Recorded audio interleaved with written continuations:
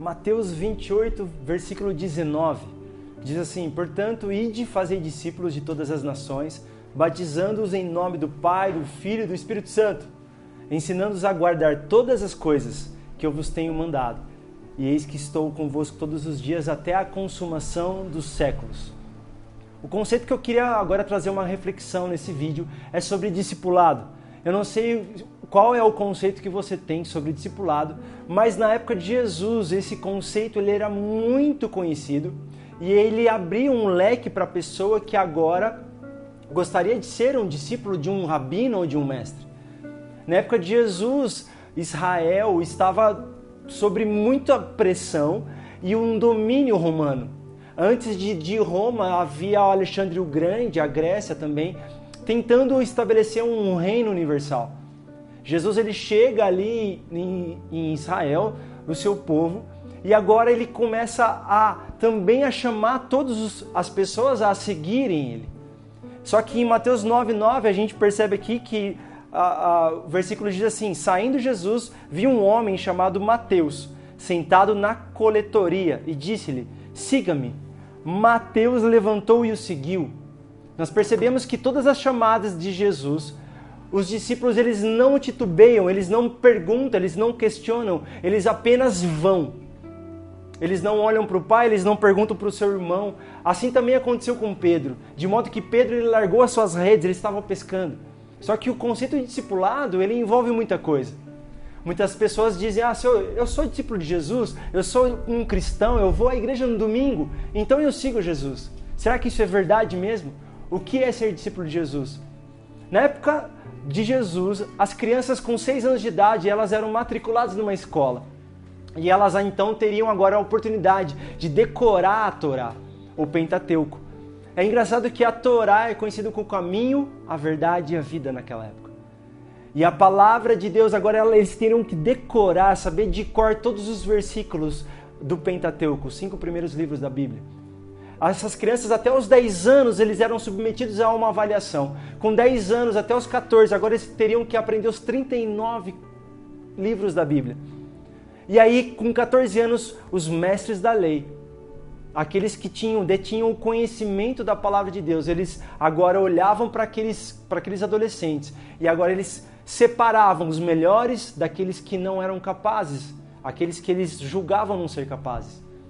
E dos 14 anos agora até os 30 anos, esses adolescentes agora eram equipados, eles olhavam para o seu mestre e gostariam de ser igual ao mestre, fazer as coisas que ele fazia, falar o que ele falava, entender o que ele entendia.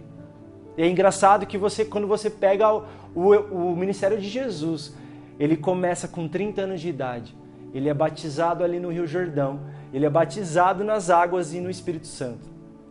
E agora Jesus ele encontra com Simão, Pedro, e ele fala: vem e segue-me. E aí, como eu já disse, ele não pergunta, ele não questiona, ele simplesmente vai. Assim aconteceu com todos os discípulos. Ser discípulo abria um leque na vida da pessoa, porque provavelmente Pedro, Mateus, os outros discípulos, eles foram deixados para trás. Eles foram agora, quando eles tinham 14 anos, provavelmente eles foram excluídos das escolas. E aí eles tinham que aprender o ofício do pai, que era pescar, seria um marceneiro, alguma coisa assim. Provavelmente Pedro, ele foi excluído ali daquela escola com 14 anos, porque os mestres provavelmente olharam para Pedro e falaram assim: esse daí não, eu acho que não, ele não tem capacidade para ser o meu discípulo. Jesus, ele agora chega com 30 anos como um mestre, como um rabino, chega para Pedro e fala assim: vem e segue-me. O chamado de Jesus para o discipulado, ele tem a ver assim, quando ele olha para mim, quando ele olha para você, ele enxerga a capacidade de sermos igual a ele, a capacidade de ter uma nova natureza. O rabino, o mestre, ele era muito respeitado. As famílias tinham o intuito agora de querer que seus filhos fossem mestres e rabinos. E Jesus olha para mim e para você agora e fala assim: vem e segue-me. Só que isso não é uma chamada no domingo à noite, quando você vai para frente do culto lá e fala: eu aceito Jesus, não significa isso. Ser discípulo de Jesus é renunciar a si mesmo, tem a ver com provavelmente uma frustração social, provavelmente vai incluir uma resistência social. Você vai ter que se negar, você vai ter que tomar a sua cruz. Você agora vai ter que se arrepender dos seus pecados para ser discípulo de Jesus. Mas é uma chamada, tanto é que Jesus fala assim, ó, vocês são meus discípulos, vocês vão ser igual a mim e obras maiores farão. Esse é o chamado ao discipulado, ser parecido com Ele. No entanto, Lucas capítulo 14, verso 25 fala assim, uma grande multidão seguia Jesus, que se voltou para ela e disse, se alguém que me segue, existem duas pessoas basicamente seguindo a Jesus. A multidão e os discípulos. Existe um momento na nossa caminhada com Jesus que Ele vai falar assim, você quer sair da multidão? Você quer sair da multidão? Ou você quer ser meu discípulo? E nesse capítulo aqui, o subtítulo de quase todas as Bíblias diz assim, o custo do discipulado. Ser discípulo custa a vida. Ser discípulo custa o seu sonho, talvez. Ser discípulo custa, muitas vezes, os teus planos. Porque agora você não vai fazer a tua vontade, mas sim a vontade daquele que te amou mais que tudo.